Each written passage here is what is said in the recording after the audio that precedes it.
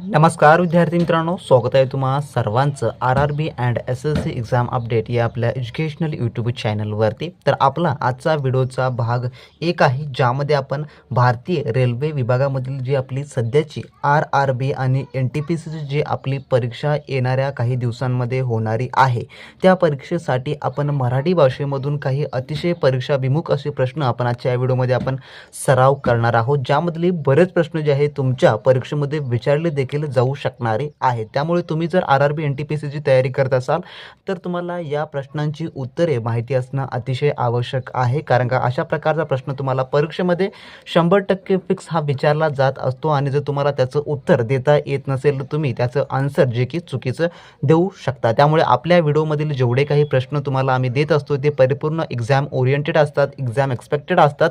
त्यामुळे तुम्हाला त्याचा अभ्यास देखील करणं अतिशय महत्त्वाचं ठरत असतं. तर आपली आजपासून स्पेशली आपण RRB आणि SSCचे जेवढे काही परीक्षा आहेत जे की आता इथून मराठी भाषेतून होणारे आहेत, त्यामुळे आपण सर्वांचीच रेग्युलरली सिरीज आपण स्टार्ट केलेली आहे, ज्यामध्ये परीक्षाभिमुख प्रश्न आपण पाहणार आहोत. तर आपला आजचा व्हिडिओचा भाग 1 आहे, ज्यामध्ये आपण RRB NTPC साठी स्पेशली आपण मराठी प्रश्नसंच घेऊन आलेलो आहोत. जर तुम्हाला अशा प्रकारचे रेग्युलरली व्हिडिओ पाहायचे असतील, आपलं नॉलेज वाढवायचं असेल तर तुम्ही आपल्या चॅनलला फटाफट सबस्क्राईब करून घ्या, जेणेकरून तुम्हाला दररोजचे लेटेस्टचे अपडेट पाहायला मिळतील. तसंच आपण यावर आपण RRB NTPCचे एक्झाम अपडेट, जाहिरातीचे अपडेट हे आपण सर्व काही लवकरात लवकर आपण प्रोव्हाइड करत असतो. तर पाहूया आपल्याच्या या भाग 1 मधील RRB NTPC या परीक्षेसाठीचे आपण काही अतिशय परीक्षाभिमुख महत्त्वपूर्ण प्रश्न.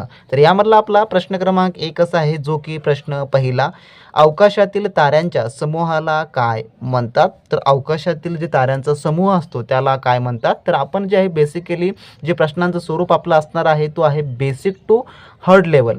बेसिक टू हार्ड या लेवलमध्ये आपण प्रश्न पाहणार आहोत, म्हणजे की सोप्यातील सोपे आणि अवघडातले अवघड असे सर्व आपण प्रश्न यामध्ये पाहणार आहोत, ज्यामुळे तुमचा संपूर्ण काही अभ्यासक्रम जो आहे तो यामध्ये कव्हर होणारा असेल. तर प्रश्न आपला कसा आहे, अवकाशातील ताऱ्यांच्या समूहाला काय म्हणतात? तर याचं उत्तर आहे ऑप्शन नंबर 4, दीर्घिका. तर दीर्घिका जे आहे असं त्याला म्हटलं जातं. तर अवकाशातील ताऱ्यांच्या समूहाला दीर्घिका असं म्हटलं जातं. आता दीर्घिका म्हणजे काय, तर हे देखील तुम्हाला प्रश्न पडला असेल. तर दीर्घिका म्हणजे असं की ज्यामध्ये असंख्य तारे व त्यांच्या ग्रहमालिकेच्या समूहास, असंख्य तारे आपल्या आकाशगंगामध्ये असंख्य तारे आहेत, त्या तारेमध्ये जे त्यांचे जे ग्रहमालिका असते त्या ग्रहमालिकेच्या समूहाला जे आहे थोडक्यामध्ये दीर्घिका असं जे आहे ते म्हटलं जातं. म्हणून ऑप्शन नंबर 4 या प्रश्नाचं उत्तर या ठिकाणी होणार असेल. त्यानंतरचा प्रश्न दुसरा असा आहे आपला, आदिलशहाने सरलष्कर हा किताब कोणाला दिला होता? आदिलशहाने सरलष्कर हा किताब म्हटलेला आहे. तर याचं जे उत्तर आहे ते आहे ऑप्शन नंबर 4, जे की शहाजी राजेला जे आहे जे की आदिलशहाने सरलष्कर हा किताब दिलेला होता. तर ही जी किताब आहे किंवा ही जी पदवी आहे ती त्यांना कधी मिळाली होती? तर ही पदवी देऊन जे आहे त्यांना थोडक्यामध्ये बंगलोरची जहांगीरी देखील बहाल केली होती. तर बंगलोरची जी जहांगीरी होती ती देखील शहाजी राजेला जे की आदिलशहाने ही किताब दिल्यानंतर जे की बहाल केलेली होती. त्यानंतरचा आपला पुढील प्रश्न, जो की प्रश्न क्रमांक 3 असा आहे पुढचा, तिसरा, देवप्रयागजवळ भागीरथी नदी कोणत्या नदीला येऊन मिळते? तर जे देवप्रयागजवळ जी भागीरथी नदी आहे ती कोणत्या नदीला येऊन मिळते याचा प्रश्न आहे. तर याचं जे उत्तर आहे ते आहे ऑप्शन नंबर जे की 3, अलकनंदा. तर देवप्रयागाजवळ भागीरथी ही नदी जी आहे जी की अलकनंदा या जी आहे नदीला येऊन मिळते. तर थोडक्यामध्ये सांगायला झालं याच्याबद्दल विशेष माहिती, तर भागीरथीचा जो उगम आहे तो मुख्यतः गंगोत्री या ठिकाणी होतो.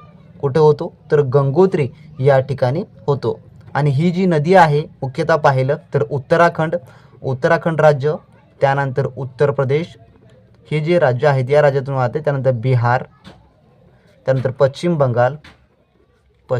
बंगाल या राज्यामधून विशेषतः ही जी आहे नदी वाहते आणि समोर जाऊन हे अलकनंदा, भागीरथी हे समोर जाऊन जे आहे जे की गंगा या नदीने जे आहे की ओळखल्या जातात. आता थोडक्यामध्ये यांचा आपण संगम म्हणू की अलकनंदा आणि भागीरथी या देवप्रयागाजवळ जे आहे जे की येऊन मिळतात त्या ठिकाणी त्यांचं थोडक्यात संगम असं होते आपण म्हणूया. तर हे गंगोत्री जे येथे जे आहे जे की भागीरथीचा उगम आहे भागीरथी नदीचा, आणि थोडक्यामध्ये जर तुम्हाला सांगायचं झालं तर ही या राज्यामधून नदी वाहते. तर हे देखील आपल्याला बेसिकली माहिती असणं आवश्यक आहे. त्यानंतरचा आपला पुढील प्रश्न जो की प्रश्न क्रमांक 14 असा आहे, भारतात परतीचा मान्सून काळ कोणता आहे? तर परतीचा मान्सून काळ म्हटलेला आहे या ठिकाणी. तर याचं उत्तर जे आहे ते आहे ऑप्शन नंबर 2, म्हणजे की ऑक्टोबर ते नोव्हेंबर या जे काही महिन्यामध्ये परतीचा पाऊस हा पडत असतो भारतामध्ये. त्यानंतरचा आपला प्रश्न क्रमांक 5वा पुढील प्रश्न आहे. प्रश्न 5वा, 16व्या शतकाच्या उत्तरार्धात जनतेच्या हक्काची पायामल्ली होऊ लागली कारण, तर त्याचं कारण काय होतं 16व्या शतकामध्ये? तर याचं जे उत्तर आहे ते आहे ऑप्शन नंबर 1, जे की धर्मगुरूचे कर्मकांड स्त्रोत यामुळे जे आहे जे की 16व्या शतकात उत्तरार्धात जनतेच्या हक्काची पायामल्ली होऊ लागली होती. त्याच्या मागचं कारण ऑप्शन नंबर ह्याचं उत्तर होणार असेल. आणि जे आपण परीक्षाभिमुख तुमचा RRB NTPC सिलेबस आहे का त्यामधले आपण सर्वच टॉपिक आपण कव्हर करणार आहोत. त्यामुळे तुम्हाला तुमच्या डोक्यावर पुस्तकाचा लोड देखील थोडक्यात कमी बसणार आहे, कारण का आपण जे प्रश्न आणि तुम्हाला स्पष्टीकरण देत आहोत ते परीक्षेपुरते तुम्हाला मर्यादित असणार आहे आणि परीक्षेमध्ये तुम्हाला या स्पष्टीकरणामधला देखील प्रश्न येऊ शकतो. त्यामुळे आपले स्पष्टीकरण देखील तुम्ही खूप काळजीपूर्वक पाहत चला. त्यानंतरचा प्रश्न 6वा आपला असा आहे, यमुना पर्यटन मराठीतील पहिल्या कादंबरीचे लेखक खालीलपैकी कोण आहेत? यमुना पर्यटन. तर याचं जे उत्तर आहे प्रश्न 6व्याचं ते आहे ऑप्शन नंबर 4, जे की बाबा पदमनजी हे जे आहे यमुना पर्यटन मराठीतील पहिल्या कादंबरीचे लेखक आहेत.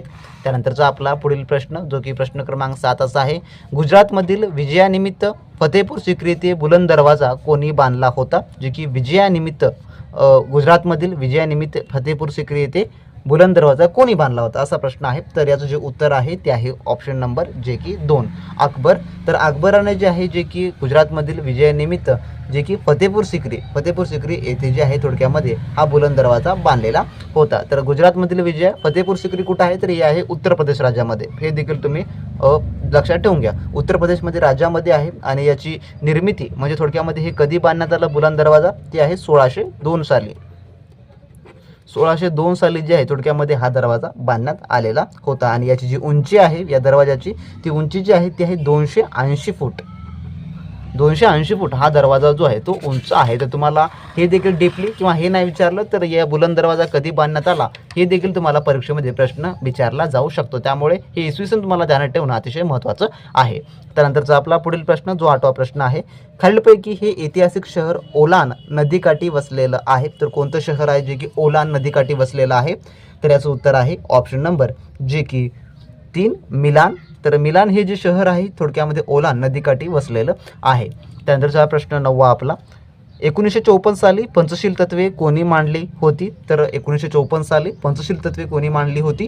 तर याचं जे उत्तर आहे ते आहे ऑप्शन नंबर 2, जे की पंडित जवाहरलाल नेहरू यांनी जे आहे 1954 साली पंचशील तत्वे थोडक्यामध्ये मांडलेली होती. ऑप्शन नंबर 2 या ठिकाणी याचं उत्तर होणार असेल.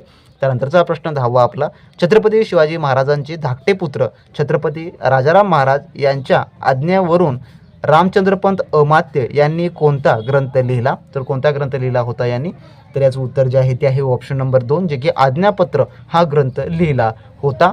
त्यानंतरचा आपला पुढील प्रश्न जो की 11वा आहे, पृथ्वीवरील एखाद्या ठिकाणाचे नेमके स्थान निर्धारित करण्यासाठी खालीलपैकी कोणत्या प्रणालीचा वापर करण्यात येतो? तर पृथ्वीवरील एखादं ठिकाणाचं नेमकं स्थान काढण्यासाठी.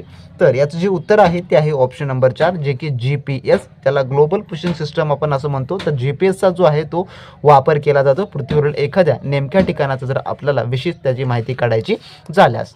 त्यानंतरचा आपला पुढील प्रश्न जो की प्रश्न क्रमांक 12वा असा आहे, क्षेत्रफळाच्या दृष्टीने महाराष्ट्रातील सर्वात मोठा जिल्हा खालीलपैकी कोणता आहे क्षेत्रफळाच्या दृष्टीने? तर याचं उत्तर जे आहे ते आहे ऑप्शन नंबर जे की 3, अहमदनगर, म्हणजेच की अहिल्याबाई नगर. तर अहिल्याबाई जे काय नगर त्याचं आपण नवीन देण्यात आलेलं नाव आहे. तर अहमदनगर हा जो आहे सर्वात मोठा जिल्हा आहे. तर सर्वात लहान जिल्हा जर तुम्हाला माहिती असेल तर कमेंट बॉक्समध्ये कमेंट करून सांगा, जो की आपला क्वेश्चन फॉर यू मधला प्रश्न होईल की क्षेत्रफळ दृष्टीने महाराष्ट्रातील सर्वात लहान जिल्हा कोणता आहे? तर सर्वात मोठा हा अहमदनगर जिल्हा आहे. तर तुम्हाला याचं उत्तर येत असेल तर खाली नक्की कमेंट बॉक्समध्ये कमेंट करून सांगा, अन्यथा आपण पुढील व्हिडिओमध्ये त्या प्रश्नाचं उत्तर पाहू. त्यानंतरचा आपला पुढील प्रश्न 13वा, मिरजकट खटल्यात खालीलपैकी कोणाला ब्रिटिश सरकारने अटक केली नव्हती? तर केली नव्हती असा प्रश्न आहे. तर याचं उत्तर जे आहे ते आहे ऑप्शन नंबर 1, जे की राजेंद्र लाहरी याला जे आहे जे थोडक्यात अटक केलेली नव्हती, बाकी सर्वांना अटक केलेली होती. त्यानंतरचा आपला पुढील प्रश्न जो की प्रश्न क्रमांक 14वा आणि 14 प्रश्नाचा आहे. तर 14 महाराष्ट्र जे की प्रश्न 14वाचा आहे. महाराष्ट्र राज्याची स्थापना खालीलपैकी कोणत्या दिवशी झाली? तर कोणत्या दिवशी झाली? तर याचं जे उत्तर आहे ते आहे ऑप्शन नंबर 1, जे की 1 मे 1960 रोजी महाराष्ट्राची थोडक्यात स्थापना झालेली आहे. ऑप्शन नंबर 1 या प्रश्नाचं उत्तर होणार असेल. तर असे हे आपल्या आजच्या व्हिडिओमधले टॉप आपण 14 क्वेश्चन्स पाहिलेले आहेत, जे की आपण RRB NTPCच्या अभ्यासक्रमावर आधारित आहेत. आणि आपण आपल्या या चॅनलवर फक्त RRB आणि SSCचे जेवढे काही ॲस्पिरंट असतील महाराष्ट्रामधले तयारी करणारे, ज्यांना मराठी भाषेमधून संपूर्ण परिपूर्ण नॉलेज हवं असेल, त्यांनी आपल्या या चॅनलला सबस्क्राईब करून घ्या. आपण परिपूर्ण सर्व काही RRB NTPC व RRBचे इतर पोस्ट व RRB सोबतच SSCचे देखील आपण सर्व एक्झामचे प्रिपरेशन अगदी मोफतमध्ये आपण या ठिकाणी करून घेणार आहोत. जर तुम्हाला हे सर्व काही माहिती नसेल, तुम्हाला अपडेटेड माहिती हवी असेल, ते देखील आपण आपल्या टेलिग्राम ग्रुपवर किंवा आपल्या या यूट्यूब चॅनलवर प्रोव्हाइड करणार आहोत. जर तुम्ही आपला टेलिग्राम ग्रुप देखील जॉईन करणार असेल तर जॉईन करून घ्या. डिस्क्रिप्शन बॉक्समध्ये देखील तुम्हाला त्या व्हिडिओची लिंक मिळणार आहे. असेल तर भेटू नेक्स्ट व्हिडिओमध्ये नवीन प्रश्नांसोबत, नवीन काही अपडेट्ससोबत. तोपर्यंत सबस्क्राईब करा, लाईक करा आणि हा महत्त्वपूर्ण व्हिडिओ तुमच्या मित्रांसोबत शेअर करायला मात्र विसरू नका. तर भेटू नेक्स्ट व्हिडिओमध्ये. तोपर्यंत बी प्रॅक्टिस क्रॅक एक्झाम.